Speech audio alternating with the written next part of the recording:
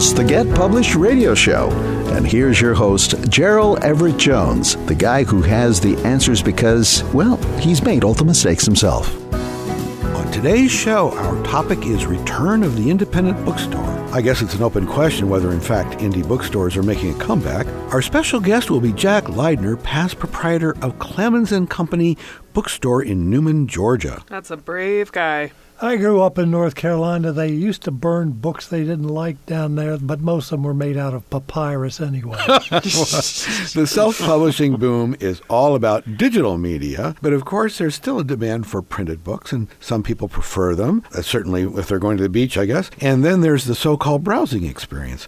I mean, who really enjoys shopping for clothes on the internet? Here's the guy who's not only run an independent bookstore, but he's proudly and fiercely independent himself. Jack Leidner, welcome to Get Published, Jack. Thanks, Gerald. Peachy to be here, as they say in Georgia.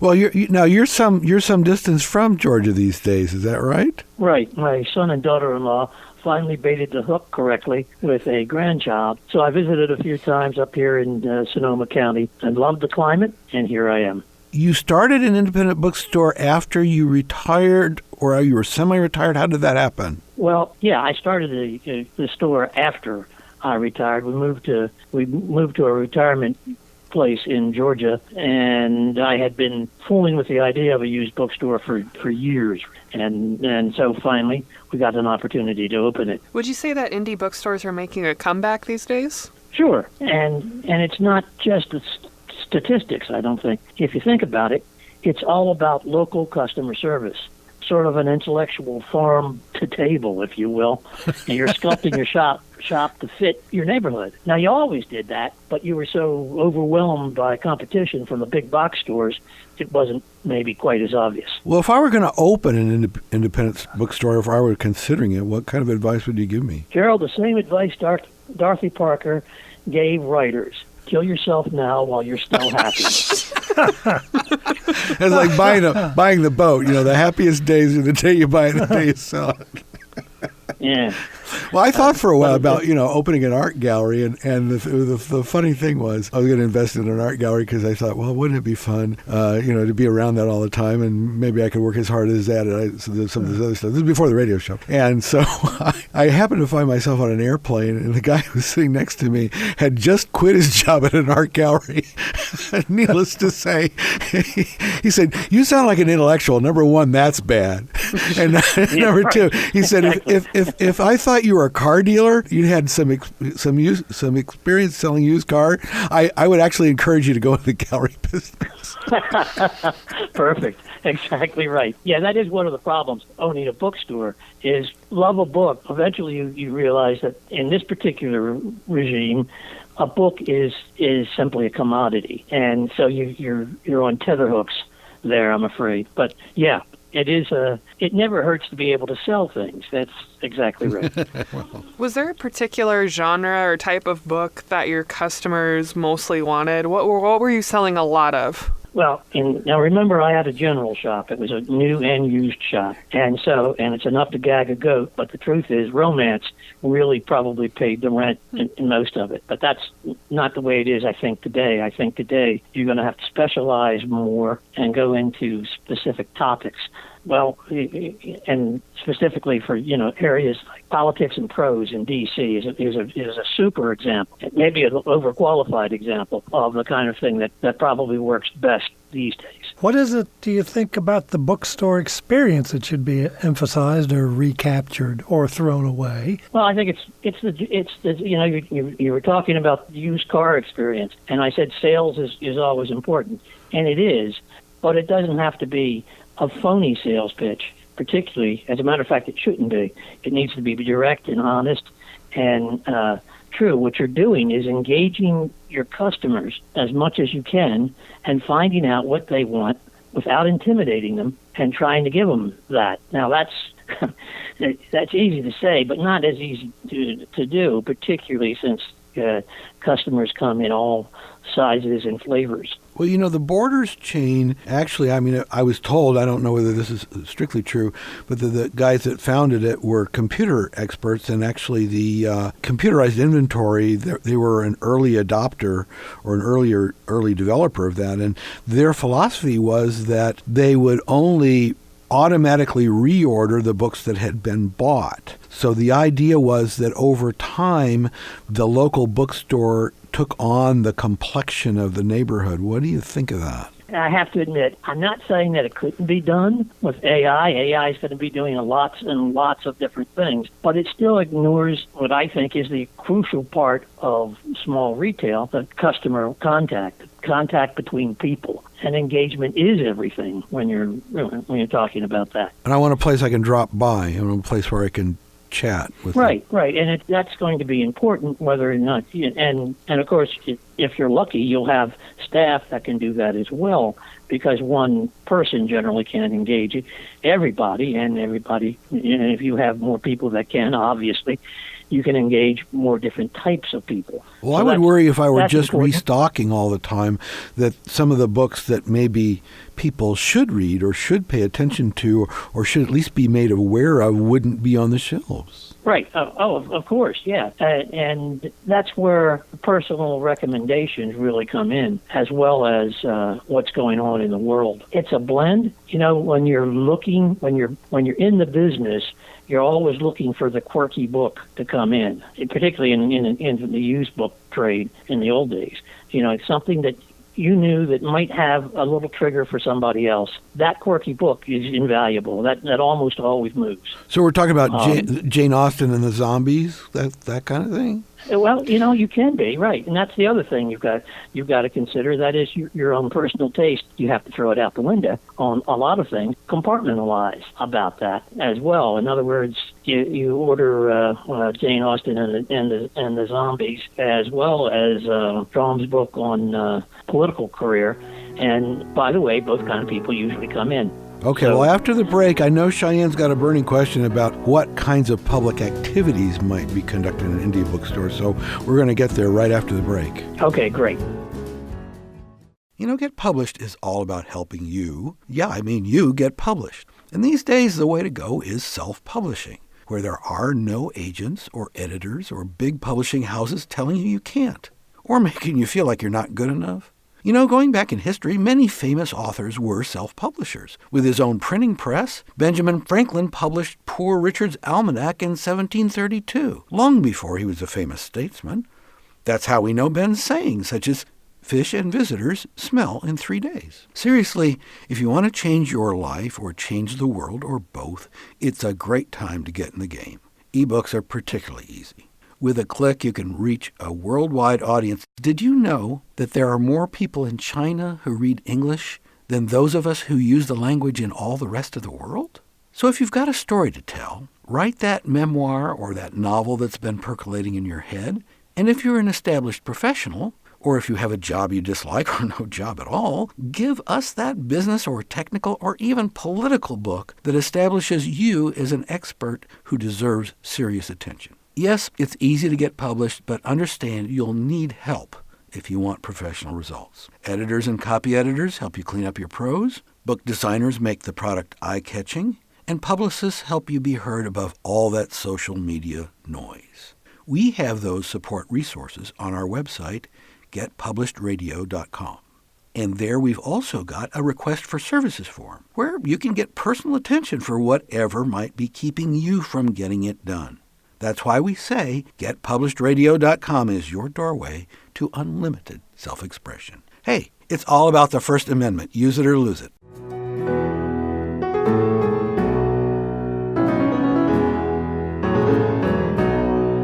Welcome back to Get Published, where it's, all about getting published. We're talking with former bookstore owner and entrepreneur Jack Leidner about the resurgence of the independent bookstore. And I know right before the break, Cheyenne had a question about what kinds of public events might go in a bookstore. What, Cheyenne? Yeah, I mean, I just kind of thinking of like poetry readings, book signings, concerts, book clubs. Is that something a bookstore should really get involved in? Absolutely. Particularly these days, I think. Again, you're trying to make it as much like their home, a club, if you will, as you possibly can. Place to stop in, not just when you're looking for books, but often to talk about whatever talks well in your community. So, yeah, do what works. I like that pub analogy. In Los Angeles, a bar is a noisy place where somebody may go to see and be seen. But I mean, I'm from Chicago. A bar in Chicago is a place where you go to get away from the cold, and there might be a television set on, and there might be 3 people sitting around, but, it's a comfortable place to be. I worked in a bookstore, and in some ways I was the worst possible person to work in a bookstore. Why is that? I am an author, and all I did was read the books. To heck with the customers. But didn't somebody ever ask you what should I read next? Well, the way this bookstore worked was this big one that is now a pet store, I believe. Pets. Is that the books were arranged according to what was selling and what were people already buying. So ideally, a customer walks in, doesn't need to ask anybody anything. There it is in front of him. But a bookstore like Jack is running here, yes, it's absolutely essential. You have staff who knows where these particular interesting, unusual picks are. I would I knew where everything was because I walked through that bookstore constantly looking at stuff, being fascinated by stuff, and I'm an author myself, so it's good to see what's Tom, going you've had on. bookstore signing. You've experienced bookstore signings from the other side of the desk, as it were, where you're the presenter. But, in an indie bookstore, sometimes, the amount of square foot you've got is about as big as a closet. For an indie signing, no charge. I would do it for nothing. Really? Well, I'm sure it'd be great fun, but what I'm saying is their real estate is precious small to like 3 folding chairs may be all they can cram in the place. Oh, that's a good point. All right. Well, I haven't ever done a signing for an indie store. It's always been for a chain store. Yeah, the Barnes & Noble has a separate room for that often. And yes. Well, Jack, did your store have a meeting place, a venue where people could come? Right. As a matter of fact, yeah, we started fairly early on that because, again, we were out in the middle of nowhere in rural Georgia, and we were we definitely were in new territory. So we had to do some of these things already in advance in order to draw as much audience as possible. Well, what kinds of events? What would you promote? What didn't? Well, local stuff is always great. Okay. What do you mean by local stuff? A school board? Local books. Well, generally, sometimes you had to run against the school board, but that's a different. Oh, that's right. You did that. I forgot. Yeah. But yeah, grassroots club, say, or generally stuff again about local histories are always good. Local cookbooks are particularly particularly well, as an example. And again, remember where it was. So I sold a lot of books on religion of all kinds. I had a pretty extensive religious section. So performance, spoken word, anything like that? For what, please? Spoken word or poetry? Poetry sold, but kind of, which always gave me some hope, but quietly, kind of on the side, The strange people who would sneak into the store. But the stuff that really moved, again, was military history. Sold a lot of military history in the shop for similar reasons. But yeah, I mean, again, but as far as events are concerned, we did poetry readings, and we would move a few things, and we did a lot of music that came in, and of course you have the grandfather or grandparent effect if you can involve kids, and the more kids the better into whatever you're doing. That worked out too. So you're talking about like elementary age kids who would be looking for children's books and records and things like that? Right, children's books, and just to get folks into the shop. If they're grandchildren of whatever age are doing something, you figure you can add at least 6 people for every So year. family friendly, of I used course. to go to those when I was a kid. My mom would take me to the local bookstore. They'd have someone, read a kid's book and do all the funny yeah. voices. They And, do that in Yeah. libraries too. these Yeah. days, yeah, it was great. Well, that's, the public library, they often do have the auditorium connected to it or the meeting room. And I do think as a venue, and again, I'm coming back to that notion of the pub. Jack, I think that really does kind of encapsulate what an indie bookstore could be as a neighborhood hangout, maybe. Yeah, well, I think that's what it has to be. In these days, you're looking for the specific human connection, kind of human connections you cannot make on the internet. And were you involved with a restaurant at one point? Yeah, I'm afraid so. Are there similarities there? I mean, what lessons learned about consumer marketing? Well, sure. It's very much the same sort of thing, but different considerations. It was something I always wanted to do.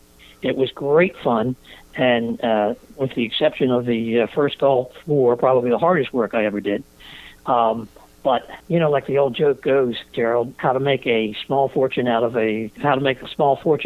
the restaurant business. Start out with a large one. Right. Having neither, I lasted only about 2.5 years. But that's a run. But again, it wasn't bad, and I enjoyed every minute of it. But you do learn it again. It's the same thing as far as connecting to people is concerned. Don't engage them. Find out what they want. Don't intimidate them. With the wine list, you make it easy for them, make it comfortable for them. Okay, well, when we come back from the break, I want to hear a little bit more about your personal tastes in literature because I know you're a well-read guy. Oh, my.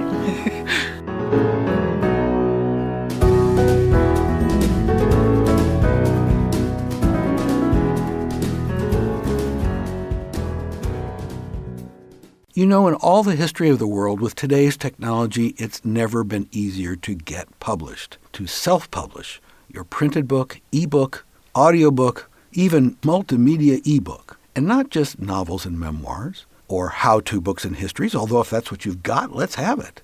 But also poetry, spoken word, graphic novel, cartoons, children's picture book, interactive video, games, virtual reality, and imaginative mashups of all this stuff. Get into the game. Along the way, you'll no doubt need some professional help from an editor, a book designer, a publicist. But isn't the investment in yourself worth it? How about you take the money you'd spend on your next vacation and get famous instead? GetPublishedRadio.com. That's our support website where we've got links to all the resources you'll need. And don't forget that request for services form if you crave some personal attention.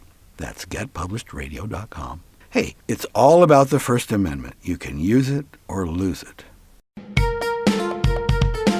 Runke Productions, the audio magicians, can take your radio shows, podcasts, audiobooks, and ads from the streets of New York to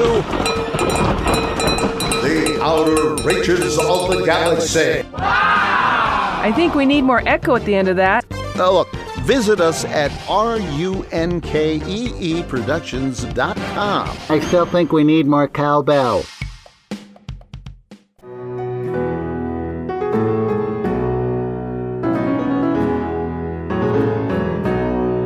Welcome back to Get Published, where it's, all about getting published. We've been talking with Jack Leidner, the founder of Clemens & Company bookstore in Newman, Georgia, who has now gone on to other pursuits. And Jack, you've given us, I think, an interesting sidelight on the resurgence of the bookstore. But one of the things I'm curious about, in full disclosure, I should tell you guys that I've actually known Jack since high school. And Jack was a founding member of an organization that we called the Howard County Erudition Society, which included 6 geeks who basically couldn't get dates. I knew back then that Jack had a particular proclivity for reading books. And Jack, I'm just curious about not only what you've enjoyed over the years, but what kind of stuff you read. Okay, well, I'll get to that in a second. A little clarity is necessary here. It was 20 geeks. Uh-oh. Did I malign you? You mean a little? Secondly, they paid dues. And thirdly, we had put on parties in order, of course. To get those days. Well, to get those days. Yeah, that's a gentle way of saying it. Yeah. That's Now, what chicks as are to- into, dudes with What was the books. question about reading? Yeah, sure. No sarcasm there. No. Big books. They like dudes who could read, but read- not necessarily. I read history. I read history a lot. I read classical history. I read military history. I read political stuff. And these days, that's trying. It piques your interest, of course. Yes, very trying. And occasionally, I read just for the sheer joy of it. I'm rereading all the Nero Wolfe stuff recently because I need to get to some place where I can hide, and that's a great way of doing it. You listen to audiobooks. There's Stephen Fry's doing all the Sherlock Holmes, and it's just tremendous lately. And again, it's a good place to hide from the current situation. Well, but weren't you into? recommended highly. I think you were one of the first persons who got me interested in the likes of like Thurber and Mencken. Humor. Oh yeah, I'm looking. Still have my Mencken collection, they're. Well, you were quoting these Dorothy days, in Parker particular, unashamedly. You can quote Mencken once a day without any particular difficulty. Right now, but yeah, I've always enjoyed that, and that was, of course, being from Baltimore, that was a big deal. Oh, that's right. And Tyler country now, as we now know. Yeah, it. right. Speaking of girls and books, I was from the South. I graduated from college without any girlfriends that I'd had or anything. I moved to New York, and my cousin said, "Tom, don't worry. The girls up here love guys who read." And he was absolutely right. And that was New York City. New York City. Well, where you live. We should let people know that our esteemed college, Thomas Page, was an original madman in Madison Avenue. He was an ad man, and that was New York City bars, cigarettes, booze, yeah. and you actually ended up marrying an airline hostess. That's right. So it You worked, lived the worked, life, man. Worked for me. So There you go. head to Mad Avenue, except they're never mind. Well, Yeah, and that's how I ended up in Georgia. The never mind part. But anyway, go ahead, please. I'm curious about what your opinion is on the future of book retail. I mean, you have stores that are going to pop up, like Amazon's plans to open a retail store. What do you think about stuff like that? Is that where we're headed? You mean with the automated cashier, et cetera, et cetera? Right, yeah. Yeah, well, that's exactly the opposite of what we're preaching here today, anyway. And I am sure they'll have an algorithm that will supply books for X percent of people at the right time in the right place and all of that. But I really do believe that it's the human contact that makes the difference. Okay, and I'm going to conclude, Jack, with the thought that we'll make this wager for the future that every Amazon store will have an Amazon greeter. Thanks for being with us, Jack. And an Amazon bartender. Yeah, but the trouble is they'll be at minimum Your wage. email address, Jack, before we go off? How can they get in touch with you, Jack? Get in touch. It's easy. My email, it is all lowercase, old PI, Papa India, for photo interpreter, retired @gmail.com. And thanks for being with us today, Jack. It's been a pleasure. Great fun. Great Enjoyed fun. it. Thanks a lot. Thanks, guys. Thanks, Jack. And that's our show. Get Published is all about self-publishing and self-expression. And that getting published and the ease of getting published these days is really all about exercising the First Amendment in this free society of ours. What we need these days are more ideas. Even though we're deluged with information, we need more good ideas. And we need debate about those ideas. book length debate, not just snippets that are posted on social media, not just selfies and cute pictures of your pets, the things that you really think. And remember, because in self-publishing there are no gatekeepers out there, that is the good news and that is the bad news. So hire some good help. Perhaps you found that here. You may find it on the website, whatever you're looking for, whether it's an editor or a book designer or somebody help you promote. But hire good help, get good advice, and by all means, please get published. The Get Published radio show with Gerald Everett Jones is produced by Runkey Productions. Our producer is Lori Marple, and your announcer is Bill Navarro. Music by Jason Shaw. You'll find links to support services on our website, getpublishеdradio.com. So whether you're an author, a publisher, or a self-promoter, get help at getpublishedradio.com. And thanks for listening.